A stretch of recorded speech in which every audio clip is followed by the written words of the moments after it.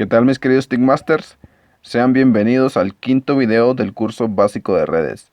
En el video anterior hablamos sobre los tres elementos fundamentales que conforman la red, pues hoy hablaremos específicamente de uno de esos tres elementos. Me refiero a los medios de comunicación.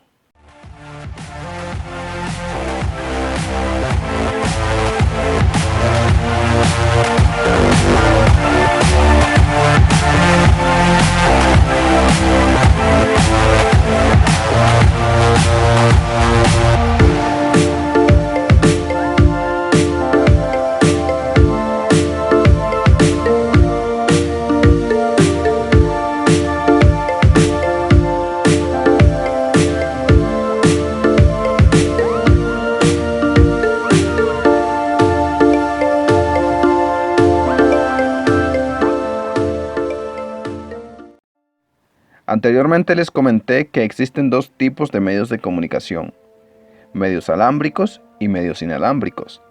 Pues hoy les hablaré del primero de ellos, es decir, los medios alámbricos. Dentro de estos medios alámbricos, mayormente vamos a encontrar tres tipos de cables: cables de par trenzado, cables coaxiales y cables de fibra óptica. Así que veremos particularidades de cada uno de ellos. Ok, iniciemos con el cable coaxial. Este cable fue inventado por un ingeniero y matemático llamado Oliver Heaviside en el año 1880. Este cable es utilizado en muchas industrias, por ejemplo, en la industria automovilística, en aviación. Se utiliza también en equipos médicos, equipos militares, televisión, radio, incluso en centrales nucleares.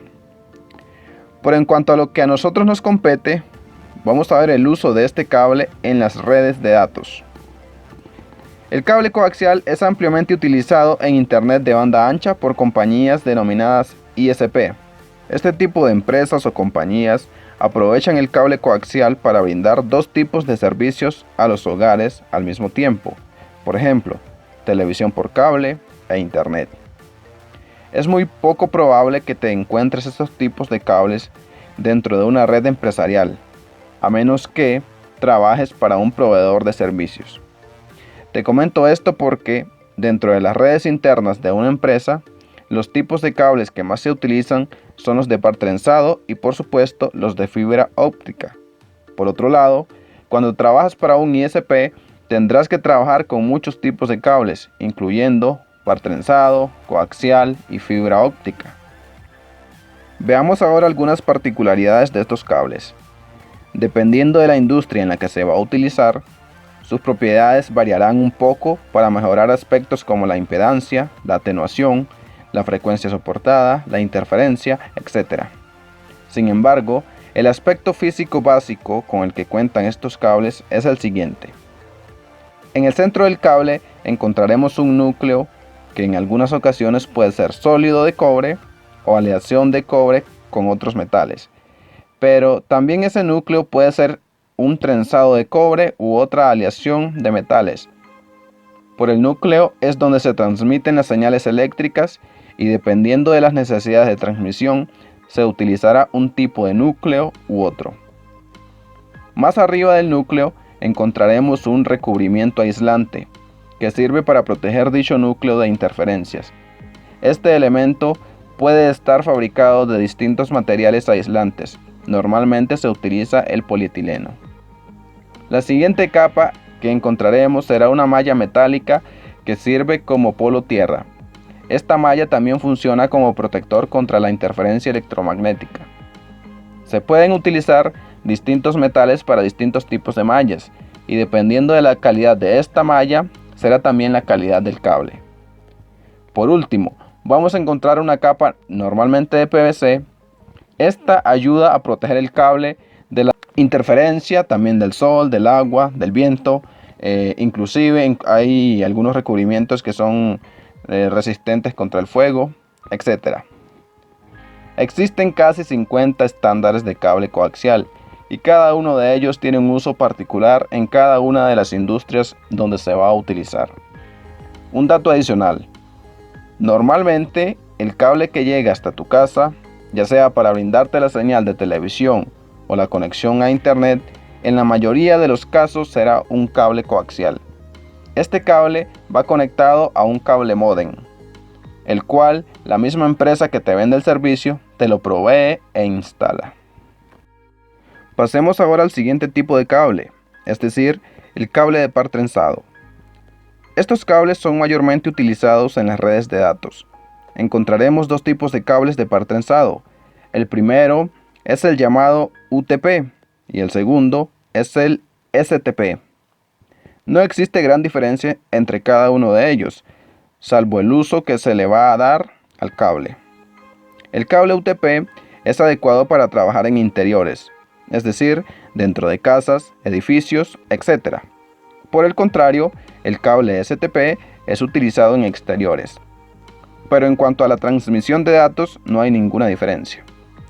Dado que no hay mucha diferencia entre ellos, vamos a hablar del término UTP y STP. UTP son siglas en inglés Unchilled Twisted Pair, en español, par trenzado sin apantallamiento o par trenzado sin blindaje. Las siglas STP, también en inglés, Chilled Twisted Pair, en español, par trenzado apantallado o par trenzado blindado. Estos términos se refieren a la mayor diferencia y probablemente la única diferencia entre estos dos tipos de cables. El cable apantallado es ideal para exteriores debido a que soporta el viento, la lluvia, el sol, jalones o tirones cuando se está instalando, interferencia electromagnética, etc. Y todo esto es gracias al blindaje del cable.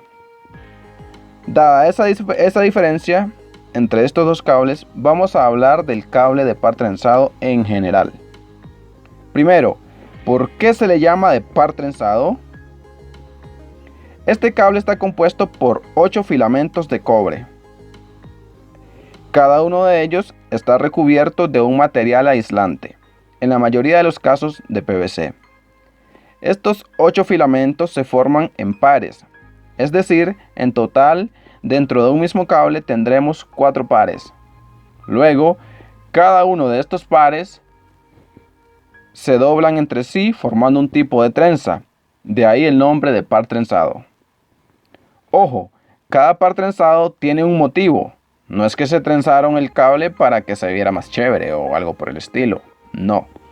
El cable se trenza entre cada par para evitar un problema que en redes se denomina crosstalk. Luego, en la punta o terminal del cable se utiliza un conector que se conecta al puerto del dispositivo de red, sea este final o intermedio, dependiendo del tipo de cable de par trenzado que se esté utilizando.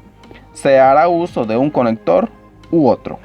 Sin embargo, los más utilizados son el conector RJ45 para el cable UTP y el conector RJ49 para el cable STP.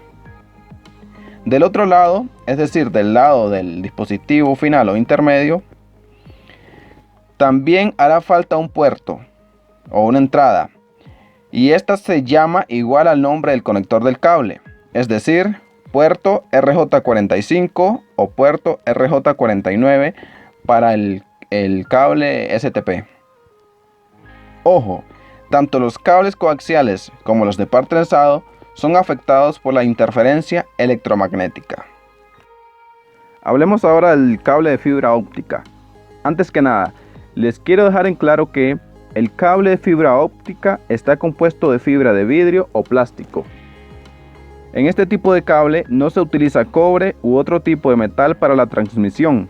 Por lo tanto, las señales que se transmiten dentro del cable no son pulsos eléctricos como en el caso de los cables mencionados anteriormente, sino ondas de luz. Este tipo de cable está siendo muy utilizado en la actualidad para transmisiones de datos a altas velocidades. Esta es una de las grandes ventajas de este tipo de cables, ya que permiten tráfico de datos de hasta 100 gigabits por segundo, inclusive más. Claro está que todo va a depender del estándar utilizado. Sin embargo, en comparación con los cables coaxial y de par trenzado, los de fibra óptica son muchísimo más caros. Ahora bien, dependiendo del método de transmisión de la señal, vamos a encontrar dos tipos de cables de fibra, multimodo y monomodo. Dentro del primer tipo, es decir, la fibra multimodo, encontraremos básicamente dos tipos, multimodo de índice fijo y multimodo de índice gradual. El primer tipo de fibra es usado típicamente para distancias cortas menores de 1 kilómetro. Es un tipo de cable de fibra relativamente fácil de instalar y de hacer empalmes. El segundo tipo de fibra, es decir, fibra de índice gradual, es un cable donde el índice de refracción cambia gradualmente. Esto permite que la atenuación sea menor a 5 decibeles por kilómetro y puede ser usada para distancias largas. Luego, la fibra monomodo es utilizado en aplicaciones de larga distancia, ya que sufre de muy poca atenuación con el aumento de la distancia. Normalmente, este es el tipo de fibra que se utiliza en enlaces troncales, donde se requiere transmitir enormes cantidades de datos entre distancias bastante largas. Por último, anteriormente les comenté que lo que se transmite en este tipo de cables son ondas de luz. Pues bien, las propiedades de transmisión de cada cable también estará ligado al tipo de emisor de luz que se utilice. Existen dos formas de transmitir esas ondas de luz por el cable de fibra, mediante LEDs y mediante láser.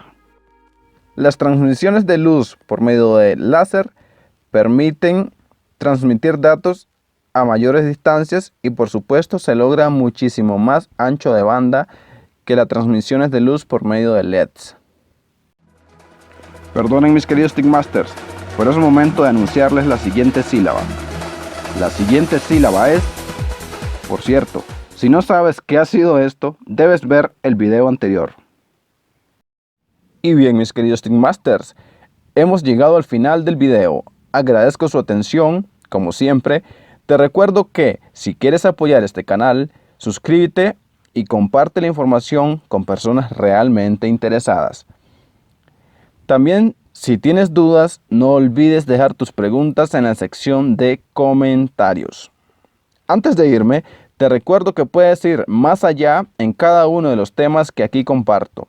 Para ello, puedes acceder a un curso intensivo de redes de forma gratuita, que además de ser excelente para aclarar la mayoría de dudas en cuanto a redes, también te servirá para aprobar con éxito el examen de certificación de Cisco CCNA. Y de este modo podrás convertirte en un profesional con una de las mejores certificaciones a nivel mundial en redes de datos.